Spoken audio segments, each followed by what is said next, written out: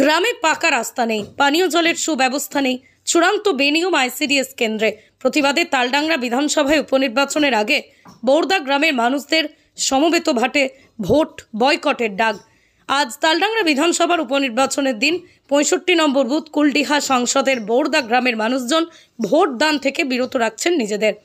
কারণ কেউ মাঠে চাষ করছে, লাঙল দিচ্ছে, কেউ আবার ধান কাটায় ব্যস্ত। তাদের দাবি পূরণ না হলে তারা ভোটদান থেকে বিরত থাকবেন, এমনটাই তারা জানালেন। ভোট দিতে যাচ্ছে না কেন? ভোট দিতে কেন যাব? আজকে যে আমরা ভোট বয়কটের ডাক দিয়েছি গোটা গ্রাম, কিন্তু কোনো রাজনৈতিক দল, কোনো নেতা এখনো পর্যন্ত আছে পৌঁছায়নি বা কোনো প্রতিশ্রুতি লিখিতভাবে দেয়নি। ভোট কেন্দ্রে যাওয়ার যে রাস্তার জন্য যে আন্দোলন, সেটা কোনো তার প্রতিশ্রুতি নেই। পানীয় জলের ব্যবস্থা নেই, আইসিডিএস স্কুল নেই।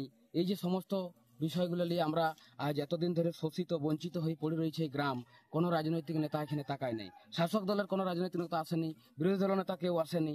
এই জন্য আমরা ডাক দিচ্ছি যে আমরা আর কেউ ভোট দিতে যাবো না। তাহলে ভোট কেন্দ্র একদম ফাঁকা? ভোট কেন্দ্র আমাদের একদম ফাঁকা, আমরা কেউ ভোট দিতে যাবো না, এমনই ডাক দিচ্ছি আমরা বৌরদা গ্রাম।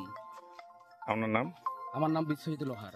আজকে ভোট দিতে যাচ্ছেন না কেন? না, আমরা ভোট দিতে যাবো না, আমাদের রাস্তাঘাটের ব্যবস্থা সেরকম নাই। ঝড়ে সাপের কামড় খেয়ে কে ভোট দিতে যাবে? পানীয় জলেরও কোনো ব্যবস্থা নাই সেরকম। 3টা কল আছে, একটা কলে জল পড়বে আর বাকি কলগুলো ভালো করে জল পড়বে নি। সরকারি নলকূপ?